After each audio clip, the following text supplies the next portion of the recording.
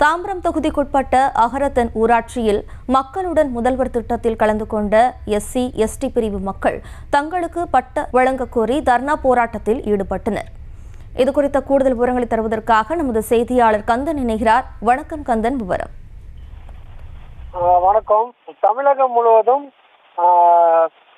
பேரூராட்சி, ஊராட்சி, அது போன்ற மாநகராட்சி பகுதியிலிருந்து மக்களுடன் முதல்வர் திட்டத்தின் கீழ் சம்பந்தப்பட்ட இடத்திற்கு நேரடியாக சென்று அனைத்து துறைகளிலும் முகாம்கள் நடைபெற்று வருகிறது. அந்த வகையில் செங்கல்பட்டு மாவட்டம் தாம்பரம் தொகுதிக்குட்பட்ட அகரந்தென் ஊராட்சியில் இன்று மக்களுடன் முதல்வர் திட்டம் வந்து தொடங்கியது. இதில் அனைத்து துறை அதிகாரிகளும் கலந்துள்ளனர். இந்த இடத்தில்தான் அதாவது மதுரப்பாக்கம் ஊராட்சி அருகாமையில் உள்ள அகரந்தென் ஊராட்சி சத்யா நகர் என்ற பகுதியில் எஸ்டி பகுதியைச் சேர்ந்த 110 பேர் வந்து தங்களுக்கு வந்து ஒரு 3 தலைமுறையாக இந்த பகுதியில் வசித்து வருவாகவும் பலமுறை வந்து அதிகாரிகளிடம் வந்து எங்களுக்கு பட்டா வழங்க வேண்டும் என கோரிக்கை வைத்தனர்.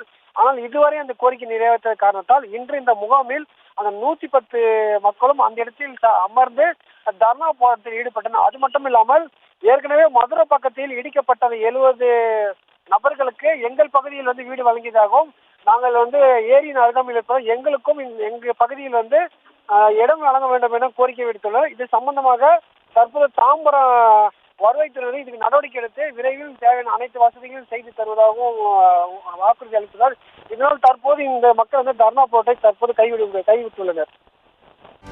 செய்திகளை உடனுக்குடனும் துல்லியமாகவும் தெரிந்து கொள்ள சப்ஸ்கிரைப் பண்ணுங்க.